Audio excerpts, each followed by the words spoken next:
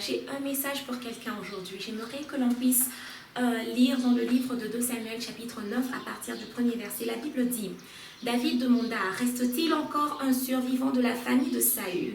J'aimerais lui témoigner de ma faveur par amitié pour Jonathan. Or, il y avait un ancien serviteur de la maison de Saül nommé Tsiba. On le fit venir auprès de David. Le roi lui demanda: es-tu bien Tsiba? Il répondit: oui, c'est moi ton serviteur. Puis le roi lui posa la question: reste-t-il encore quelqu'un de la famille de Saül? Je voudrais lui témoigner ma faveur, comme je l'ai promis devant Dieu. Tsiba lui répondit: il existe encore un fils de Jonathan qui a les 2 jambes estropiées. Ah, voilà, nous venons de lire l'histoire du roi David qui a fait une promesse à son ami Jonathan. Il lui a dit: le jour où il serait roi, il ferait du bien à la famille de Jonathan. Et voici, Jonathan a un fils, et le fils, il s'appelle Méphibosheth. Mais notre histoire ne se concentre pas aujourd'hui sur Méphibosheth, mais plutôt sur la personne à côté de Méphibosheth. Et cette personne s'appelle Tsiba. Alright? Alors, le roi David est à la recherche d'une personne qui est dans la famille de Jonathan à qui il pourra faire du bien. Voyez-vous, il rencontre une personne qui connaît le fils de Jonathan et cette personne s'appelle Tsiba.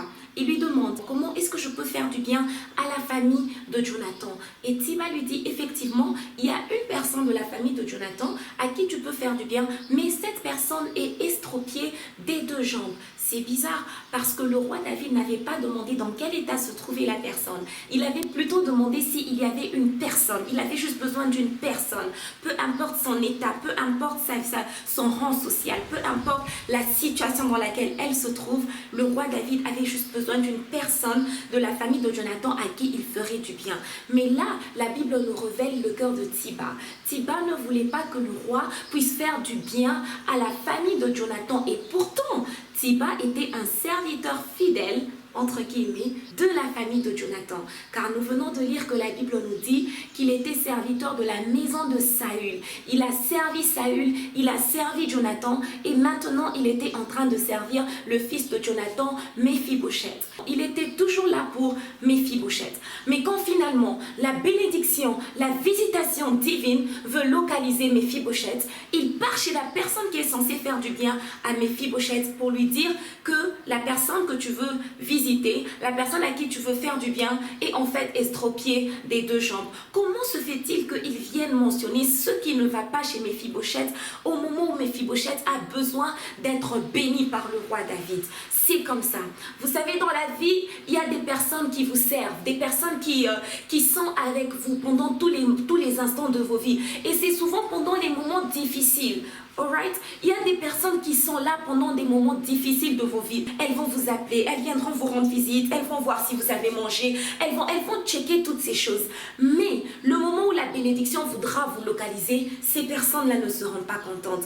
Faites attention à ses amis. Je ne sais pas pourquoi le Seigneur m'a demandé de parler de ça maintenant, mais je suis en train d'obéir à la voix du Saint-Esprit. Il y a des amis que nous avons, il y a des amis que vous avez, qui sont avec vous peut-être quand vous êtes malade.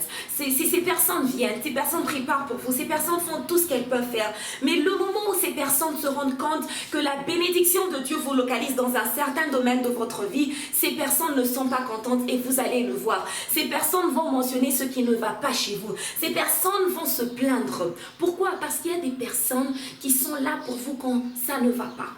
Il y a des personnes qui vous aiment du moment où vous êtes au même niveau qu'elles. Il y a des personnes qui vous aiment du moment où vous êtes juste OK. Il n'y a pas de visitation divine. Il y a des personnes qui ne vous aiment que quand vous êtes juste average, quand les choses ne sont pas wow. OK?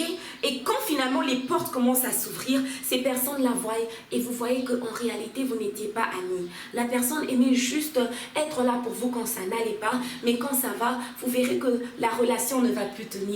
Ne cherchez pas à courir après ce genre de personnes. Laissez Tsiba partir.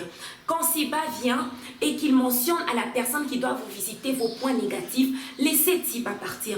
Vous n'avez pas besoin de forcer des amitiés. Voyez-vous, Tsiba et David ne peuvent cohabiter. David est là pour vous faire du bien, alors que Tsiba est là espérant que vous allez rester à Lo-Débar. Lo-Débar, c'est l'endroit où Méphibosheth vivait, l'endroit de la pauvreté, l'endroit de la misère, l'endroit du désert. C'est là qu'il était. Du moment que Méphibosheth était à Lo-Débar, Thiba était toujours là pour lui. Mais quand Thiba voit que David veut prendre Méphibosheth pour le faire asseoir à la table du roi, Thiba n'est pas content et là il doit faire de son mieux pour pas que Méphibosheth ne soit visité. Je déclare que ce n'est pas votre histoire et je prie dans le nom de Jésus-Christ que le Seigneur nous donne l'esprit de discernement. Maintenant plus que jamais, nous avons besoin de discerner qui est avec nous et qui n'est pas avec nous afin de marcher vers nos objectifs et de les atteindre pour la gloire de notre Dieu. Que Dieu vous bénisse.